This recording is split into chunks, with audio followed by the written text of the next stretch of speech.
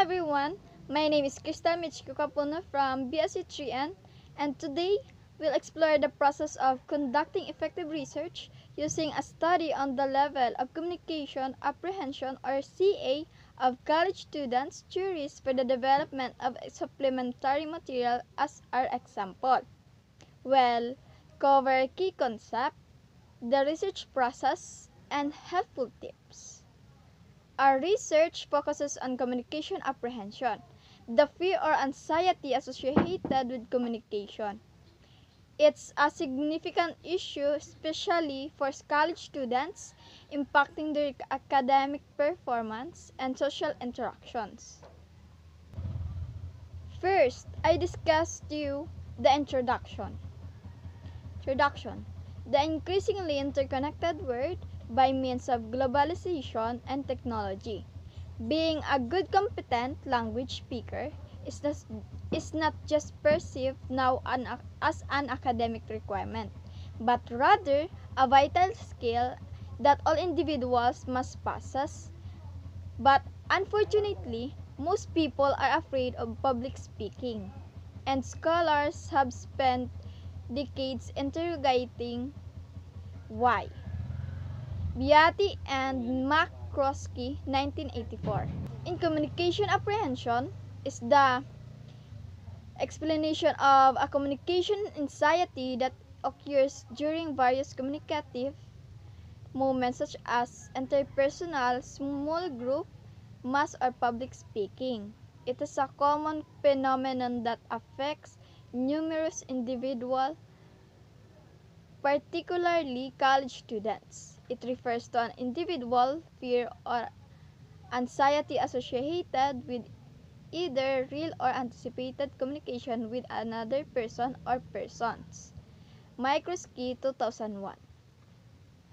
As higher education demands increased verbal interaction in academic settings. Next, I will discuss you about the statement of the problem. Specifically, it seeks to answer the following question. What is the profile of the respondent in terms of age, number 2, gender, number 3, what is the level of communication apprehension of the respondent in terms of group discussion, meetings, interpersonal communication, public speaking, and number 4, what is the overall level of communication apprehension of the respondent based on their PRCA 24 scores. Specifically, it seeks to answer the following question. What is the profile of the respondent in terms of age, number 2, gender, number 3, what is the level of communication apprehension of the respondent in terms of group discussion, meetings, interpersonal communication, public speaking, and number 4, what is the overall level of communication apprehension of the respondent based on their PRCA 24 scores. Next is the assumption of the study. The following assumptions were generated based on the problem of the study. Number 1, communication apprehension, CA, among college students has varying degrees depending on the demographic profile such as age and gender. Number 2, the level of communication apprehension can be determined in terms of group discussion, meetings, interpersonal communications, and public speaking. And number 3, the overall scores on PRCA 24 will be categorized onto low, moderate, and high level to determine the degree of the respondent communication apprehension. Next is significance of the study. Significance of the study The findings of this study are beneficial to the following: students. The findings of the study directly benefit students by identifying the level of communication, apprehension, and providing them with appropriate supplementary materials on overcoming communication. Educators. The finding of the study may benefit educators. They can gain insight or guide them to the development of targeted teaching strategies and classroom activities to create a more supportive learning environment. Next is the curriculum expert. The findings of the study may benefit the curriculum expert as it can serve as a basis of creating supplementary materials.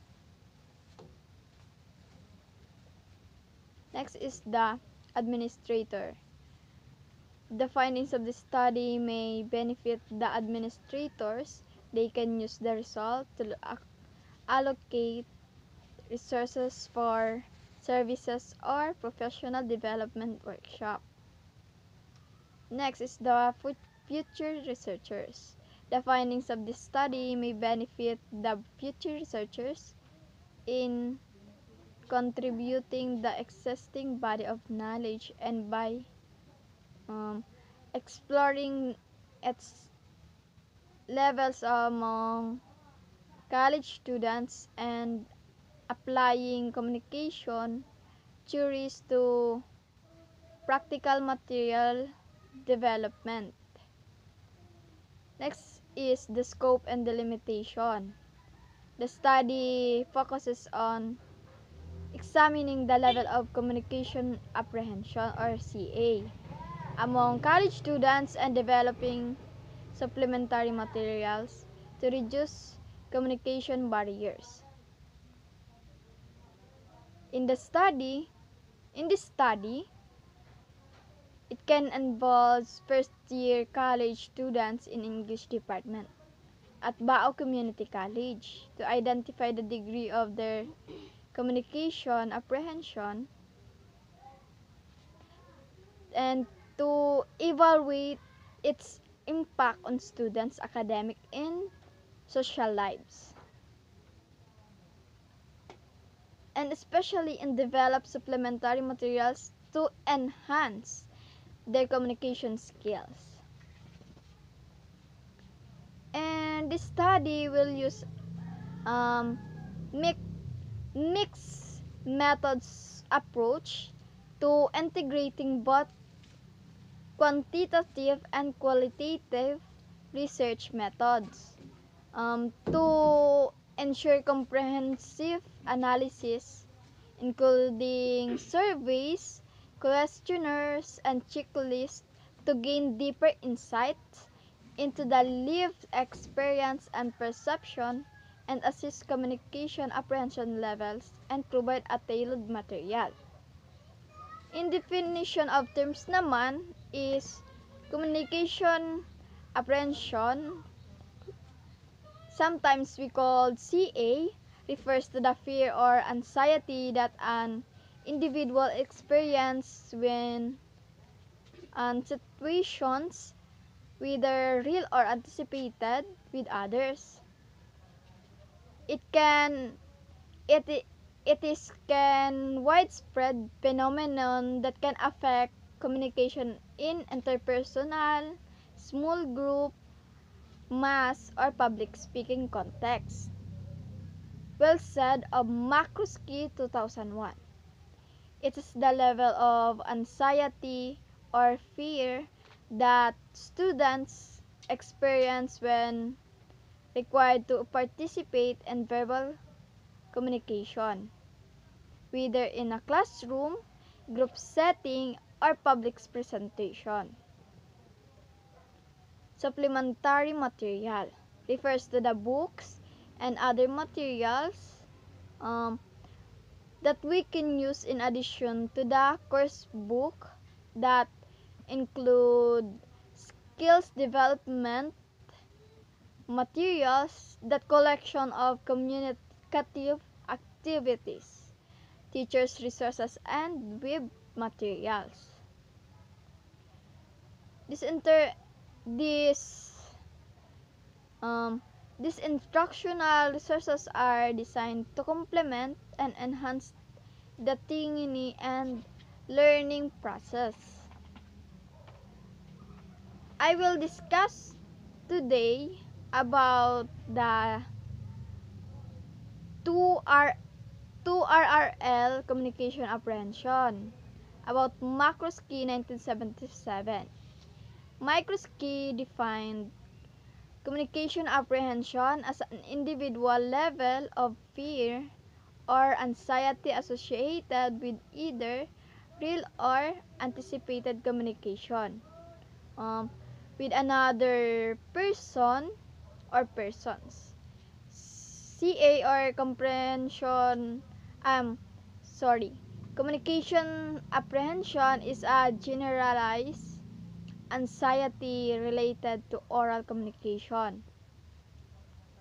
And this anxiety is experienced in interpersonal small group and public speaking context.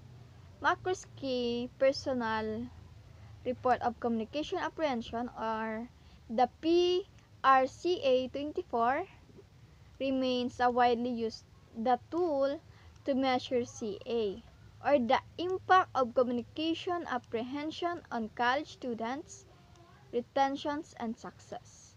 Makroski look at the relationship between communication apprehension, or the CA, and academic results.